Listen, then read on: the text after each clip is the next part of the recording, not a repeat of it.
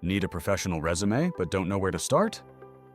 In this video, I'll show you how to create a clean, modern resume for freshers using Canva in just a few minutes. First, log into Canva and search for Resume. Canva offers hundreds of free resume templates you can customize. Replace the sample information with your own details. Include your full name, phone number, professional email address, and your location. You can also add your LinkedIn profile if you have one. If you're a fresher, don't worry if you don't have work experience yet.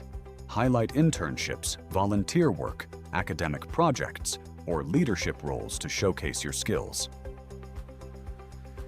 Keep your design neat and consistent. Stick to 1 or 2 fonts and use professional colors like black, navy blue, or dark gray. Once you're done, click Share, then download and save your resume as a PDF. This is the preferred format for most job applications. And that's it! You've created a professional resume using Canva. If you found this tutorial helpful, don't forget to like, subscribe, and check out our other career tips. See you on our next video.